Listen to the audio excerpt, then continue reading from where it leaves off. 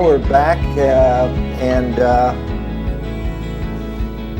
Cliff and Donna are here, and they have a story to tell as well, and it will fit in with, I'll ask some of the same questions I ask your mother and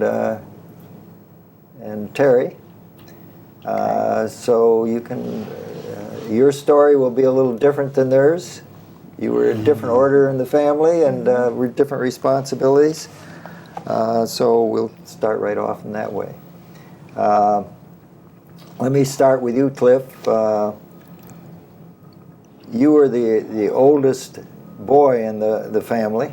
I was. And that tends to, especially your father was absent. I don't know, how old were you when he... I was 19 when my father passed. But there was a divorce that took place. I was 16 when my mom and father divorced. Right. But I stayed with my father. I remember my mom asking me specifically, I'm about to leave, and you know, I'm going to give you a choice. Do you want to stay with your mom or your dad? And I remember I wanted to go with my mom so bad. Yeah. But I felt sorry for my dad at the time, and decided to stay with him. Tell me a little about your dad. He had a tragic life in a lot of ways. Well, he did. My dad was, he was a businessman when I really got a chance to know him. He used to take me to work with him. He owned a business just before the riots in '67. And it was sort of a combination of a local store, hardware store, plumbing parts, et cetera, et cetera. And he used to take me to work with him every day, especially over the summer and over the winter on Saturdays. Yeah.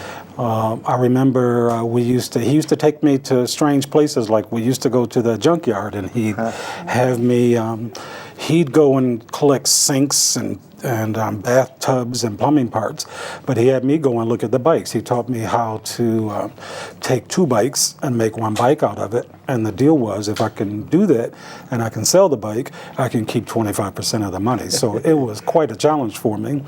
And he was a businessman. He was a businessman, and he had me teach my brother Leonard once Leonard was old enough to go with us, and he and I used to do that all the time. And when he'd go off to do repairs, plumbing repairs, Lynn and I would man the store, which back in those days was kind of unusual. I mean, I couldn't have been more than 13 or 14 years old. Now, where was the store located? It was on the north end of Detroit, on Goodwin and Westminster. But during the riots in '67, it was completely pulverated. I mean, I remember the night before the riots when they told us they were burning things down.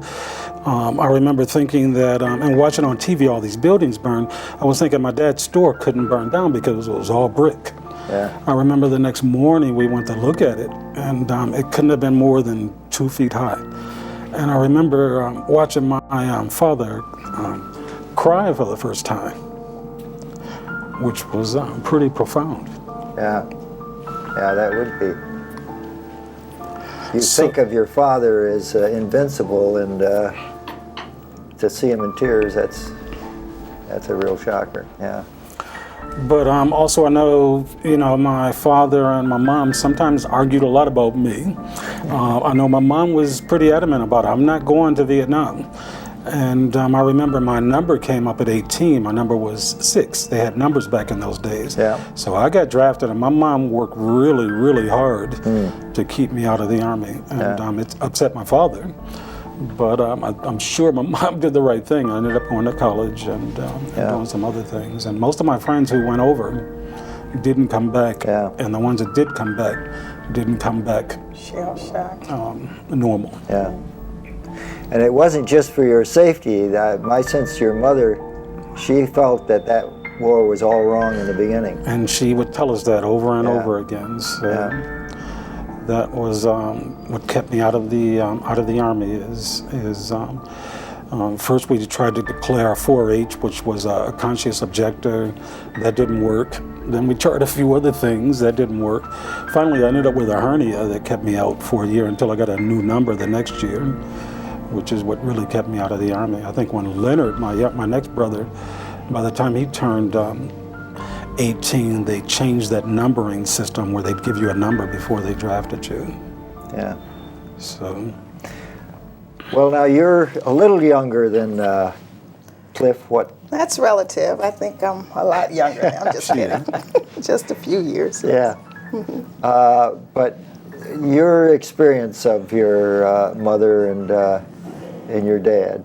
Well, being a little younger, I remember looking for my dad. My dad always worked, and so I always wanted to go with the guys because I'm the last girl, and I'm in the middle of two. There are three guys, and then there are two up under me.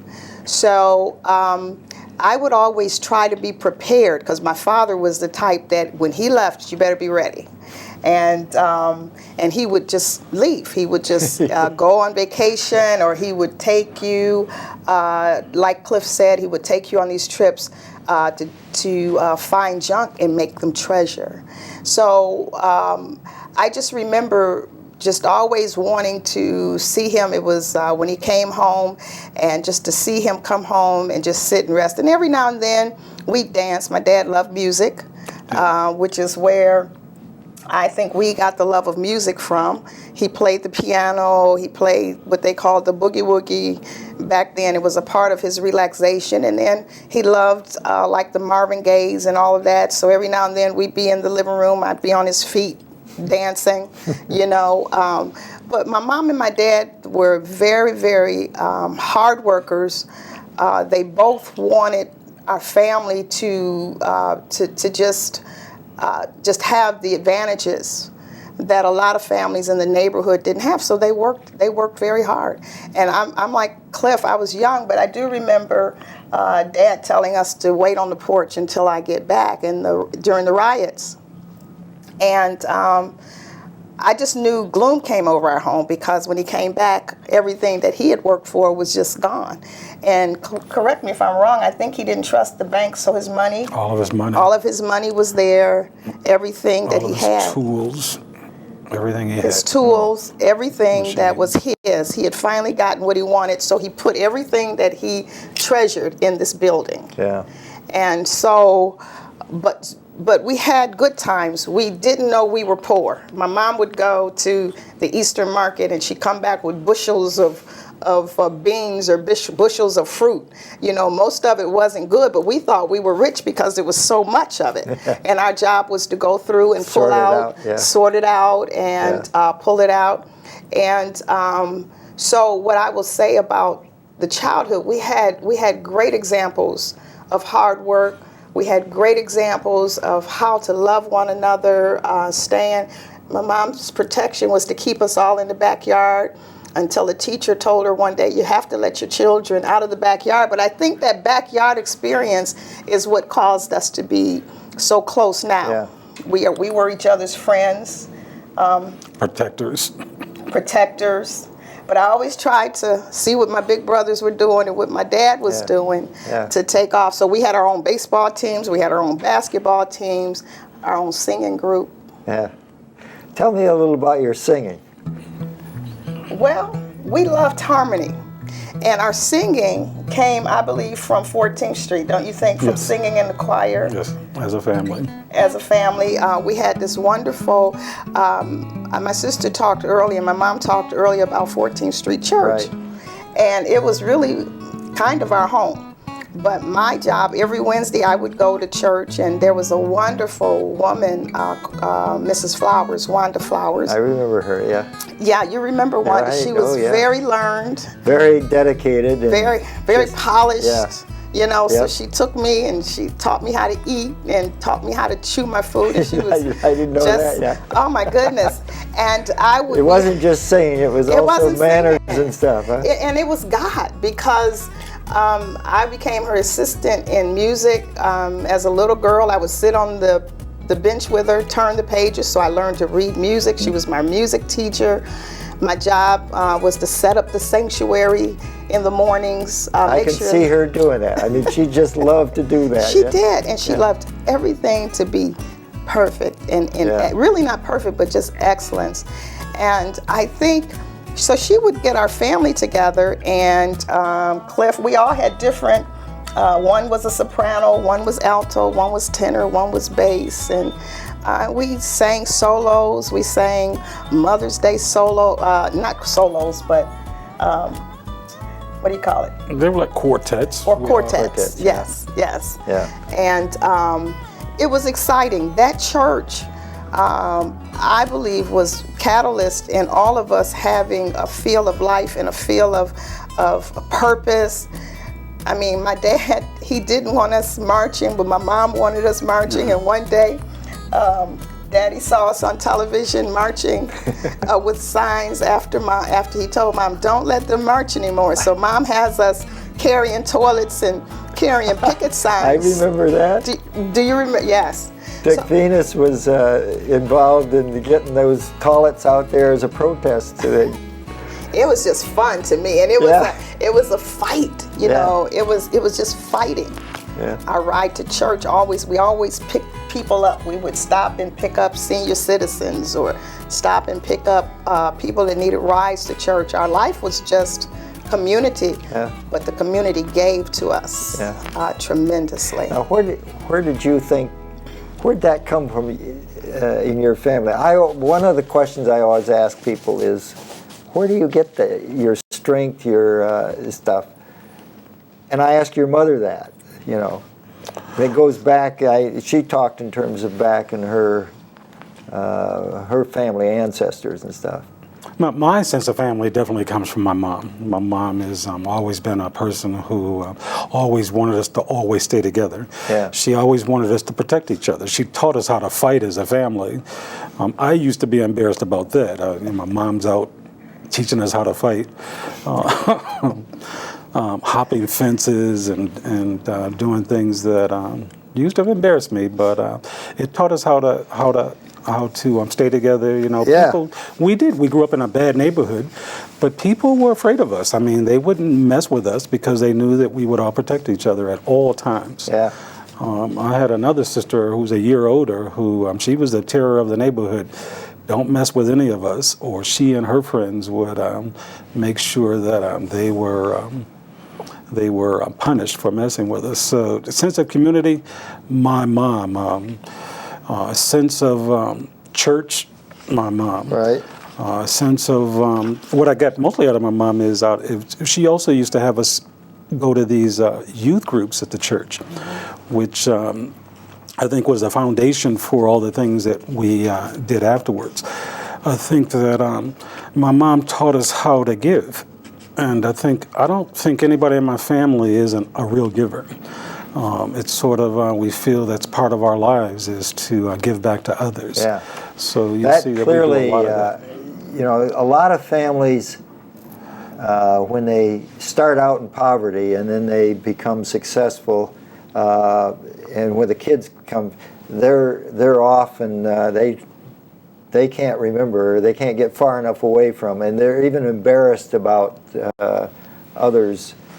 But I don't sense that at all in your family. There's that community, and I think your mother had some kind of a rule that if the first one that made it had to kind of give back to the others. So there was that sense of responsibility, and you could count on that. You can count on it. Yeah.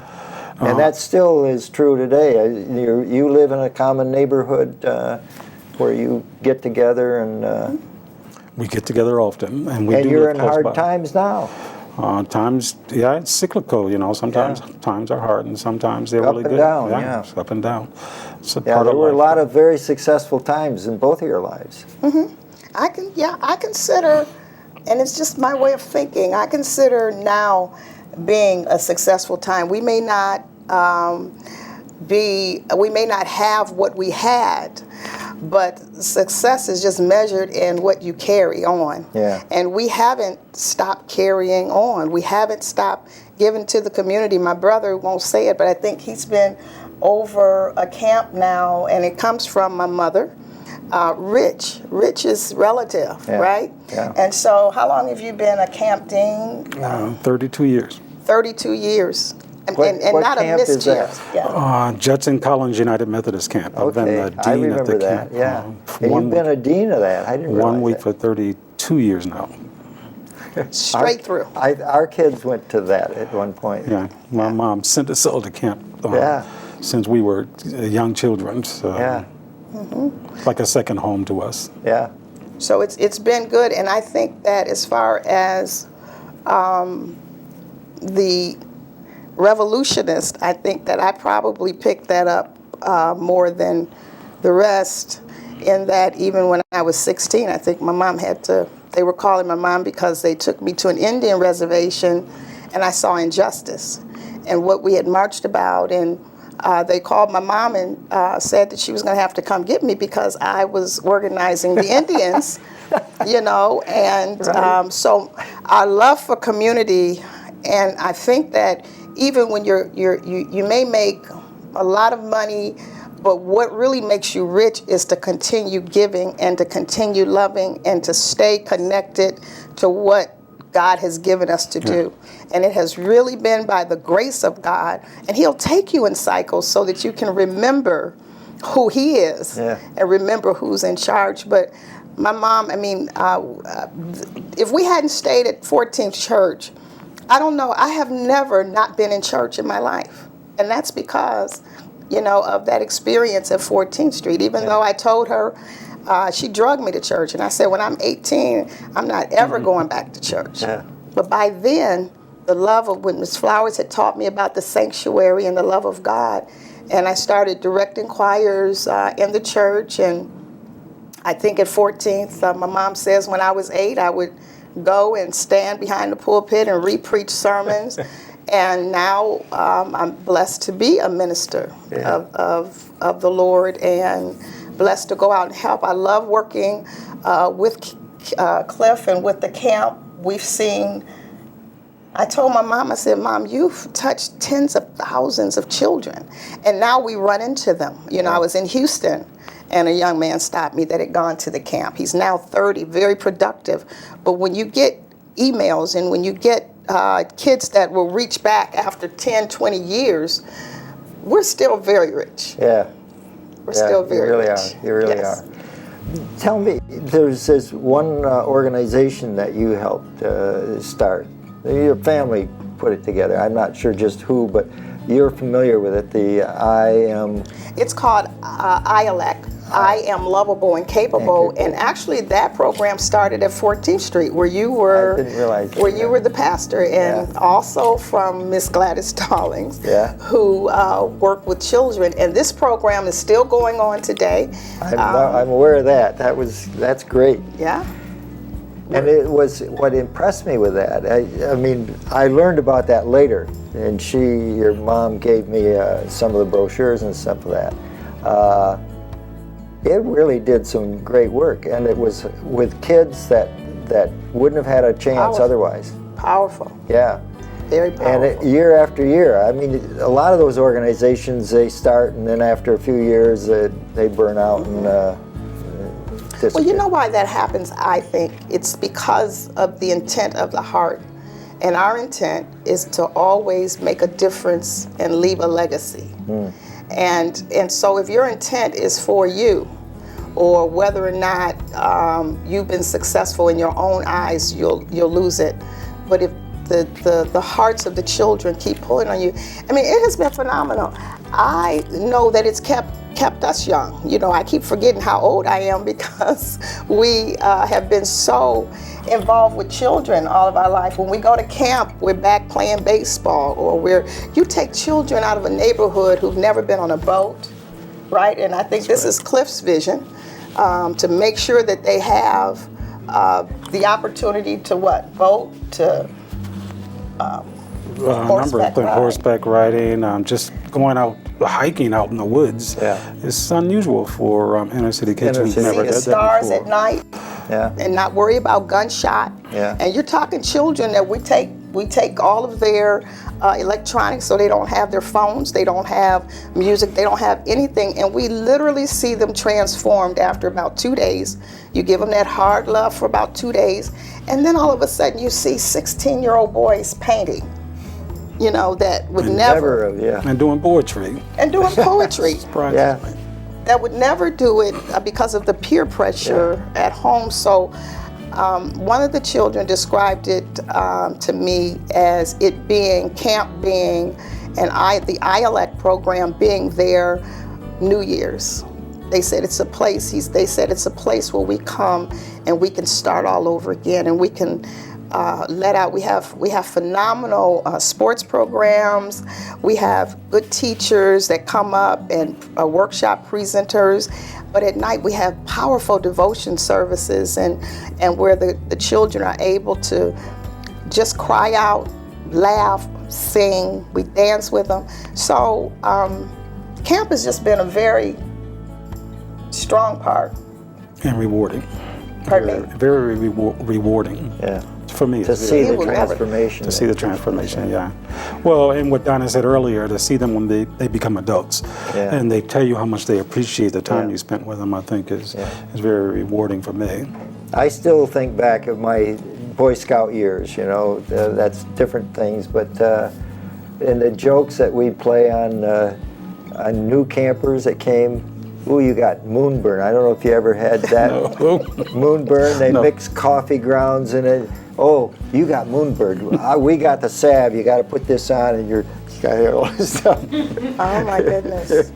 And it was that was your initiation, you know. It happened to me, and then when I became a more senior member of the camps, I got to do it. But you play tricks, and that's part of that growing up. And well, nowadays it's hard to do, especially with inner city kids. It's almost like practical jokes we don't allow anymore because they can really get out of hand. I remember someplace reading about doing the dozen. You know that. Yeah, they do the dozen all the time. What is that? Doing the dozen. Playing the dozen. Playing it. Yeah. It's something that is so much fun when it's done properly. Yeah. Actually, I was taught how to play the dozen by my Uncle Arthur, my mother's brother, who would always say, you know, when something happens, it's when you talk about each other's mother. Okay? That's it. And so, you know, my uncle, who is my mother's brother, he would play with me, and then he said, and I'd say something to him, he said, well, your mother. Really, we say your mama. Yeah. Okay? And so, but they're jokes that make us laugh, and they're jokes, and they weren't intended. It's a sing-song kind of thing too, isn't it? You even kind of in a rap almost. Well, I've never rapped your mama jokes, but we do. Singing is a part of our family. We have now we have 4 generations, I think, and we're on our. Cliff, how many years of sing-along? The Christmas sing-alongs, I don't know, 35. I think it's more like 50 years. Every year we had an uncle, my Uncle Arthur, that went away to the Army, and I guess my mom, that first generation, second generation, they would have sing at Christmas time. My uncle was gone, and they made a tape. They all got together. I hope I'm saying it. You got it right. They made a Christmas tape. They sang Christmas songs and sent my uncle a package. He was in the war at that time, and from that moment, we have had a family sing-along every year for nearly 50 years. And what this comprises of, it was at my mom's house for a good 20 years. We come together, we pray. You know, we're very much a praying family, and we never ever, God has always been, and I thank him now for how he's covered our family. We haven't had any tragedies. We haven't had any, we just been blessed. And so this family gathering, we get together, and it still happens. We start off with a prayer, and then there's a play, whatever family's in charge, they give a little skit, then we sing Christmas carols. And we ended in a circle of love, and we sing the song that my grandmother used to sing, Silent Night, then we eat, and then we dance. For 50 years, for generation after generation. And what kind of dance? The hustle. The hustle? We do the hustle. We do the hustle. And we have pictures of my aunts and uncles that have gone on. We always have a PowerPoint or something going with all of those that have gone on. And you still have those? Yes, sir. Those would be great if we could get yes, sir, we do. some of that. very family oriented, Yeah. and then we have a family retreat. But you talked about singing and dancing. I think I was just raised in it. There's songs that I can sing at one because of my big sisters or my mom playing it. And music was always the thing that made us happy, no matter what. My mom talks about rent parties, how they paid their rent through playing music and coming over and dancing. And then my brother and sisters and I, we used to sing songs and harmony together. We all knew, and then my mom made sure that we knew who Martin Luther King was. We could all dictate and recite "I Have a Dream," right? We could. We knew the Emancipation Proclamation by heart. There are things that was instilled in us to have this pride and to have courage to live, even in hard times. Well, as you were saying, say a little more in terms of that organization that you put together and how it came about and what you were trying to accomplish in that. Okay, well, as a family, our company started because of my uncle that Donna spoke of earlier. We have an uncle, Arthur Beard, who was in the service, and in the service he was in computers, which back then was pretty unusual. I mean, first of all, computers were brand new back in those days, but for a black man to be involved in it was pretty Even unusual. More so. Yeah, so when he came home, and then we had another uncle, his name was Richard Beard. He was really into businesses. So when the two of them got together, they formed a business called Beard Associates that we were a part of. Your degree at Wayne State University. Well, no, my degree is at Eastern Michigan University in computer science. Okay. I know you got a degree in computer science. Yeah, but I did work at Wayne State University. I was the director of the College of Engineering's Computing Center. That's it, yeah. For 27 years. Yeah. So we decided to start a business from Beard Associates. The problem with my family, the Stallings family, was there were too many of us to really make money under Beard Associates. So we decided, okay, we create a subsidiary out of the Stallings family, and we'd still work for Beard Associates, the extended family. So we created an organization. I remember we were at my mom's house around that table that we used to meet at all the time. Yeah. And I remember we were sitting around talking about the business, and I remember, I'm not sure who came up with the name Sync Technologies, because way back then the word sync didn't mean much. I mean, I think whoever came up with it said, we're going to synchronize computers. But it's really unusual because nowadays the word sync is a common word. It's almost like a word that means, people use it all the time now, but back then it was a weird word to use for a company. So anyway, we put the business together because we wanted to do a business. A lot of us were in computers. We like computers. Our uncle Arthur and uncle Richard, they were really into it. They encouraged us, especially the men in the family, to get into the computer business. So we put the business together. We started in 1988. It was, my mom had 8 children, so the company had 9 owners, the 8 children and my mom. We passed out stock to each other. We all had to put in $200. I don't, to this day, I don't think everybody put in $200 to this day. And we started in 1988. We were a very successful business for a lot of years. We ran into some problems when the economy went bad, and especially our primary clients were the city of Detroit and the Detroit Board of Education. That was their asking for your help in these things. Yeah, we provided computing services to both entities. For the city of Detroit, we did a lot of work for the Detroit Water Department.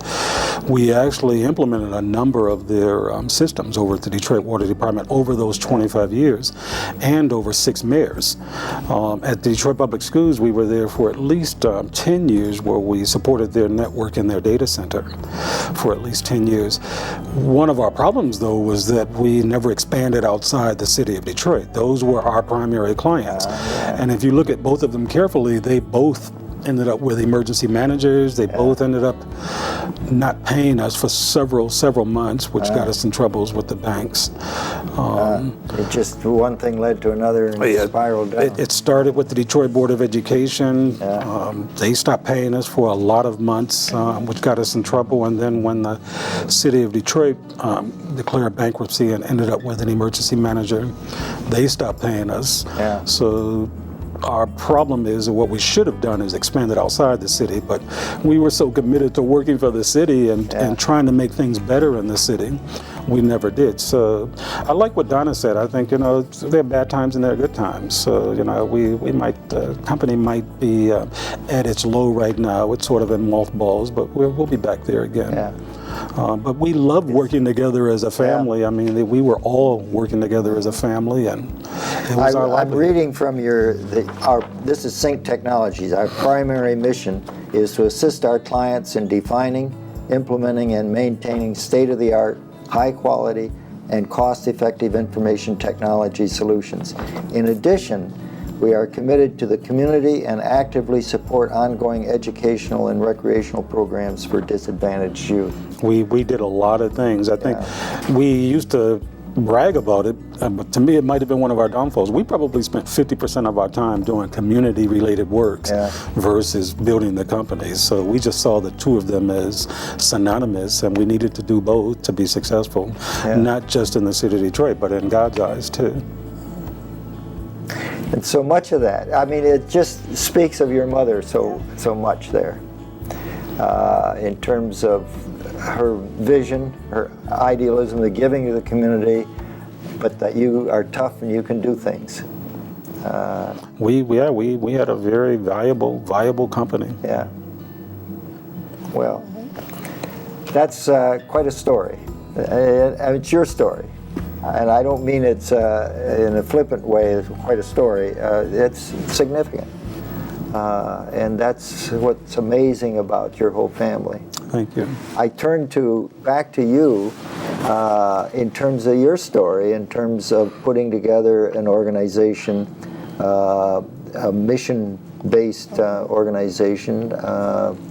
You give presentations around the world. I do. You're an inspirational speaker. Yes. In high demand. Yes. And that's not just a blip on the screen. That's been over the years. Yes. Tell us about that. Well, again, it started in the Methodist Church. Not understanding that I was called to preach. Didn't understand why I was standing behind these pulpits at 8, mimicking preachers. I probably mimicked you as well. I probably realize that. Who's that little kid there? But my love has been preaching. I really became my mother first in the church. I was an administrator, and I just helped the church that was maybe 75 grow to 2,000. I was my bishop's right hand and just helped him grow the church. But as I was helping him, I was learning ministry. I was learning the hurts in ministry. I would open his classes, he would teach, and then I would close in prayer. And during that time, that's when people would come, or the class would come, and they would need prayer. And so I was slowly becoming a person that just, again, not liking injustice. I don't like injustice in the natural, and I don't like injustice inside of the heart either. So me coming from a place where I had to know God to become whole, the Bible says, with the same comfort that I've comforted you, go and comfort others. And I just remember the day that after all of this direct inquires and all of these things, that God really took a hold of me, and my life changed from then. So yes, I've been so honored and so grateful that I've traveled. This little girl from 16th Street traveled to maybe 10 different countries just to preach the Lord. When Sync was in, when we were in the Sync about 10 years ago, I went over and built a computer lab in South Africa, in the same school in Soweto, where there was a bombing. Trained teachers. I have letters from teachers from South Africa, Peru, Jamaica, London, Paris. We went to Paris to deal with human trafficking. Back then, it wasn't so popular here, human trafficking. So some years ago, we went to deal with victims of human trafficking. Now I minister quite often in different cities and even here. So my love is an extension of how I was raised, is just not to see injustice and to tell people you can make it, and it's through the love of God. And so even this Sunday, I ministered twice. I had people there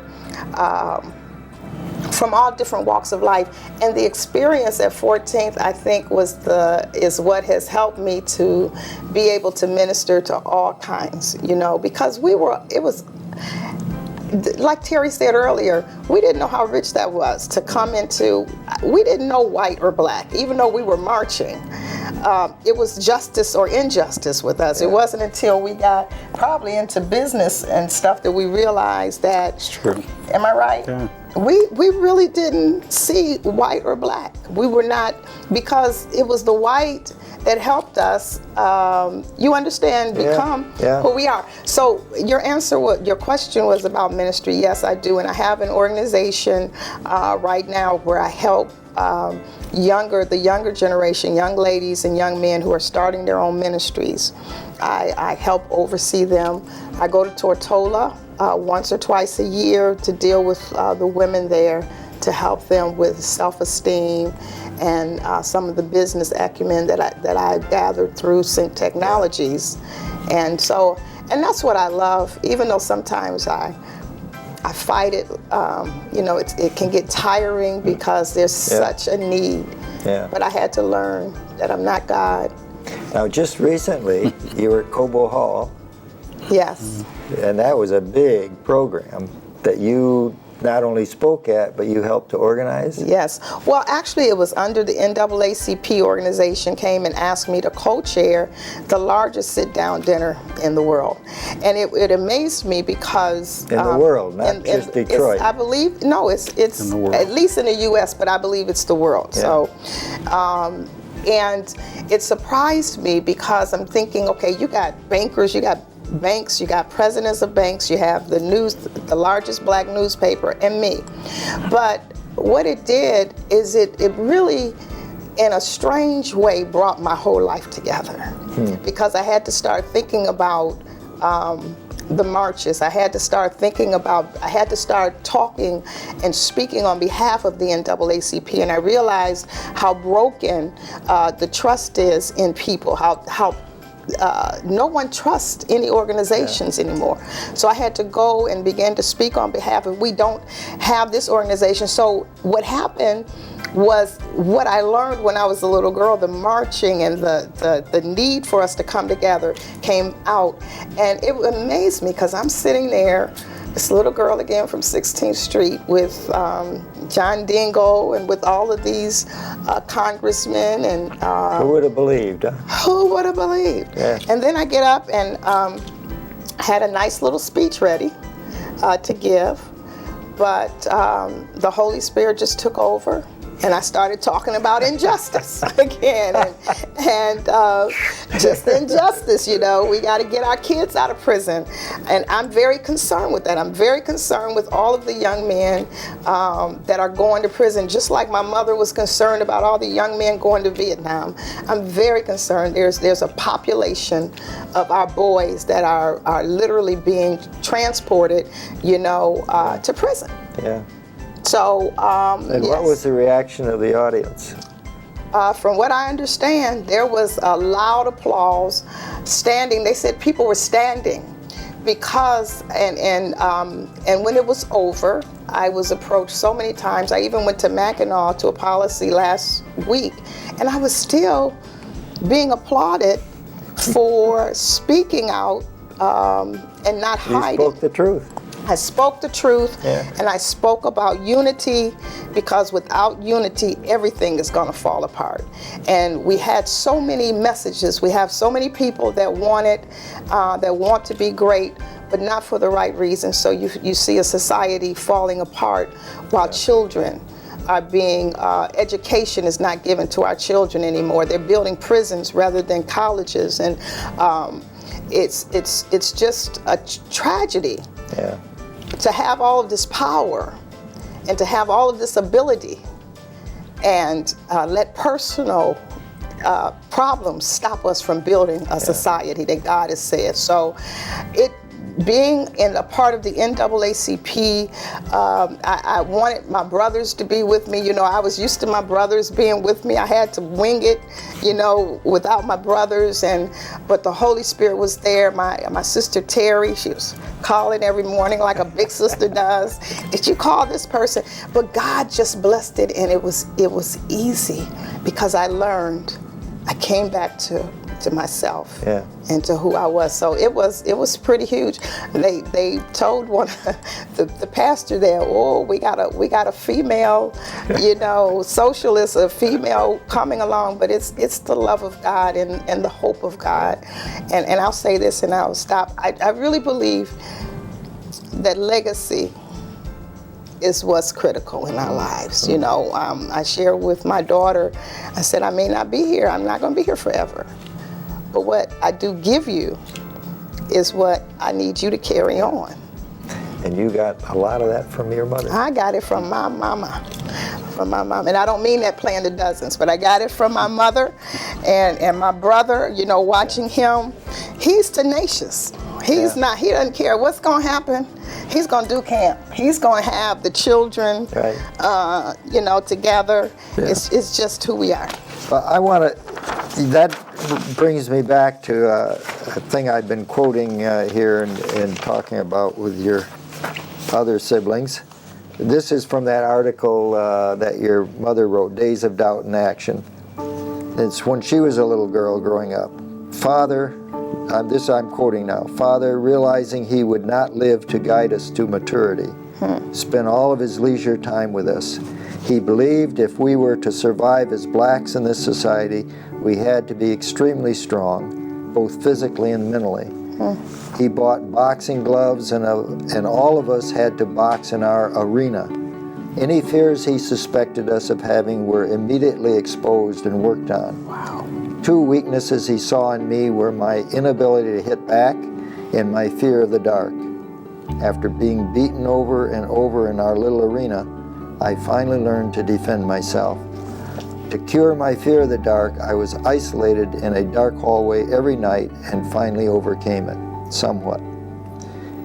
So it's just, now I had no clue of that when I was working with your mom in the community, but you could see that kind of strength that comes through. Yes. Still. Yes. You said something very powerful when you read that. He'd have us in the arena. Yeah. And he made us box until, you know, our weaknesses came out, and that's when you knew. Yeah. And so that's what tough times do. Yeah. It lets you see where you may have been weak. Yeah. But then her dad taught her how to overcome it. He taught her how to overcome it and get her ready for whatever was coming. Yeah. But she did. I think she got that from her dad, and she definitely. My mom did incredible things, though. I have to tell this funny story because she would save money. My sister talked about her having run over shoes, and you know, I didn't remember that until she said it. And my mom's shoes were always run over, and so one day she saved all this money and bought shoes for all of us. Okay, this is when you would go to, was it Spartan that you'd go to when you can get 2 for $1, 2 for $10 or something? And we all had on these nice new shoes that she had worked so hard for. And they were building the Chrysler Freeway behind my grandmother's house, so it was just a patch of mud. There was no cement laid on top. Yeah. That's a big freeway. Those who don't know Detroit, that's huge. A big freeway. It's a main thoroughway right there. Yeah, you're right. It takes you from downtown all the way out into the suburbs, into other cities. So my mom's showing off her shoes. We went and showed her shoes off to my grandmother, and we just left. And we went and played in the Chrysler Freeway. Our shoes went down into the mud, and we lifted our feet up, and we had no shoes. They're still there today? They're still there today, but I'll never forget the look on my mother's face when, and we were so wrong. Okay, this is the only thing. And she said, she was so mad. She said, when we get home, you're all gonna get it. So we're in the car saying, whoever cries, we're gonna beat you up. So, so that she wouldn't even get the joy out of seeing us cry, so, but she worked so hard for those shoes. And she used to sew Easter at 14th Street. She made all of our outfits. They were cute. They were shift dress with coats, and we had hats and bonnets. And oh yeah, I've seen some of your hats. So how can we say even in the hard times that we were poor when you had the best, even in the hard times? We were always, my brothers would have their little hats on and things like that. Yeah. And so it is who we are. The generational, I think you keep going to, where does this come from? Yeah. Because you can have it, but does it live? And I think what she gave us is not only the tendency, but the spirit of it. I think the spirit of it is what keeps you going. Yeah. You just can't quit. Yeah. One of the hardest periods in Detroit was the riots. Yes. And the town was burning.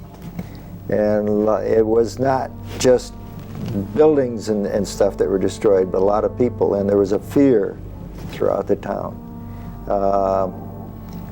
And there was a period in there where you didn't know if you're going to survive or not.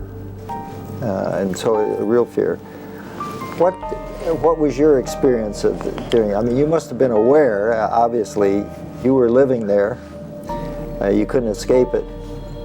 What was your experience, and how did you see the family reacting, and how did your mother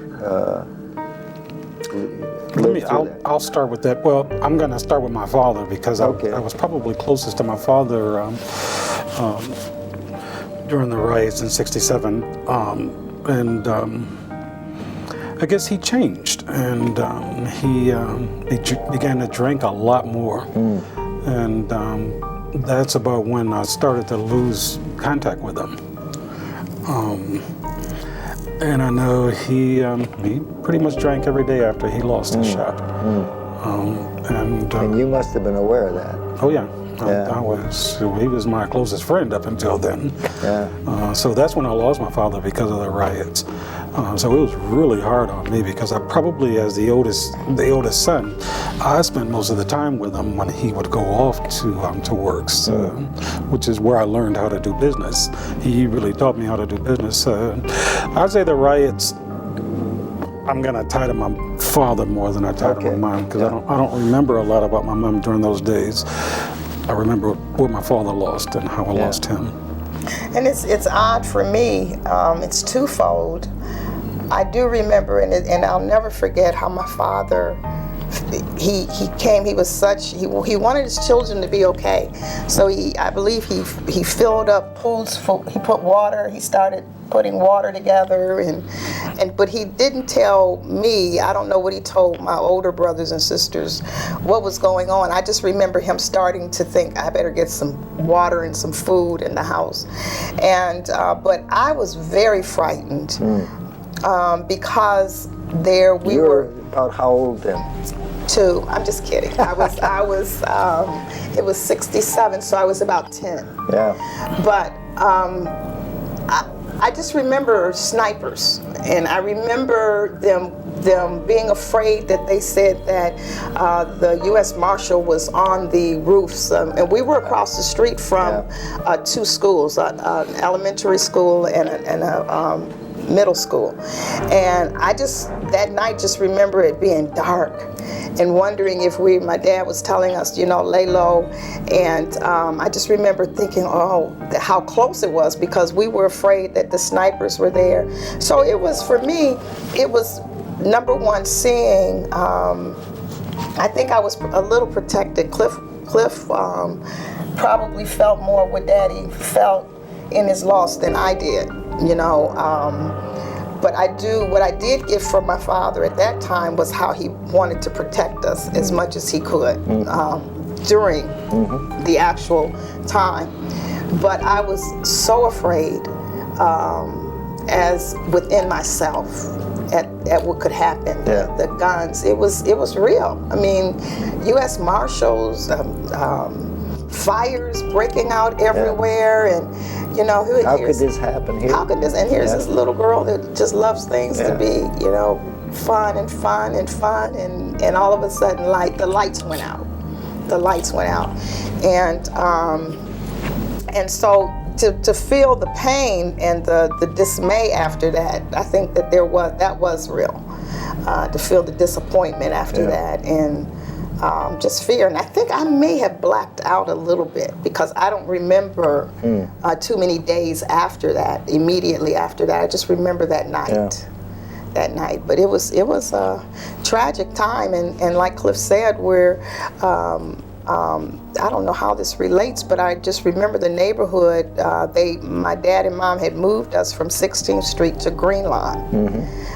That's where we lived too. It's on Green Lawn. Yeah. I see your wife said we that. moved out from the 14th Avenue Church, where I first met your mother, and then we moved away, and then came back to Detroit.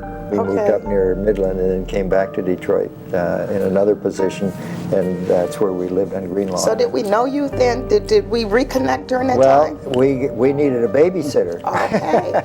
And Cliff came. So I don't know as we connected other than that. It was mainly around babysitter, and I was involved not in the church, pastoral church anymore. I was working more in industry and stuff. So my role changed, and I still stayed in touch with Gladys. But such a blessing that you did. Yeah. And I've always wanted my mom's story to be told. Yeah. And she, to me, I always call her a Harriet Tubman. She carried when our friends would run away from home, they run to our house. That's the truth. Yeah. When children, they would run to when they were hungry. Well, that's came again in to our house. this Days of Doubt and Action. It's your mom tells about that. They came to our house. Taken care of. Yeah. And it's still like that. You can't go in my mom's house without having a lot of people there. Yeah. Sometimes I don't want to go visit. It's just too many people in the house there. Yeah. And my dad always made sure we had things to play with. Even when we were little, he built our swings in the backyard and things in the backyard. And as we got older, became teenagers, he had a pool table, ping pong table. We were all very good. I was the best in ping pong. She thought she was the best in ping pong. And your brothers and sisters talk of you as a tomboy. Is that? oh my gosh, I was a tomboy. I did not. I was a tomboy. I just loved playing basketball, baseball. I didn't want to mature. I didn't want to become a young lady. I just wanted to be able to play baseball. I was a shortstop. I was.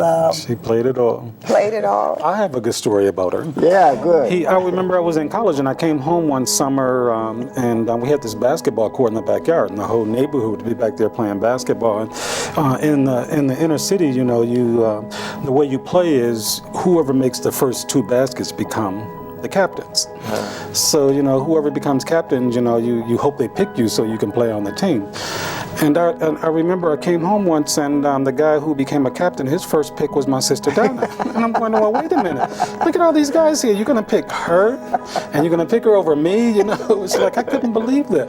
But then I watched her play, and she was like a super point guard. I mean, she played like Magic Johnson. She just knew how to get the ball out to all the different people, which is what people appreciated about her. Yeah. So that was really strange to me. I never saw that before. A woman being picked first on a basketball team.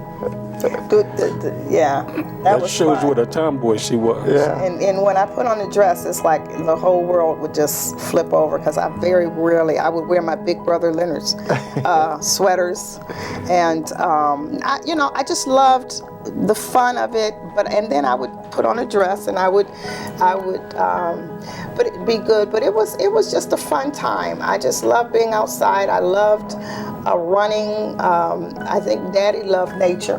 My father was a nature lover. Fisherman. Fisher. He taught me how to fish. Although he would try to sneak the guys away. That's when I told you earlier that I would try to stay up because I knew he was going to take them fishing, you know, and I wanted to go. Yeah. So I would just almost wouldn't go to sleep knowing that they were going to make that move, and sometimes they would let me go, but my dad just really loved to pour into my brothers, and I think what Cliff says makes sense, even though I don't remember it, because he always wanted to look, you know, invincible and strong.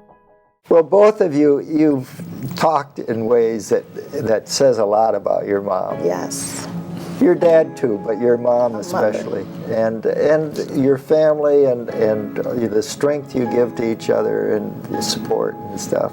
And I love the sense of humor that keeps coming through. So it's been great talking with you. It was appreciated too. And I'm sure there will be some other things that we can do to add to this.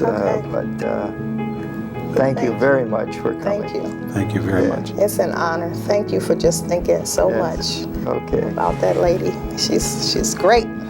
Great. Amazing. Amazing. And her days are going to be even greater her next few days.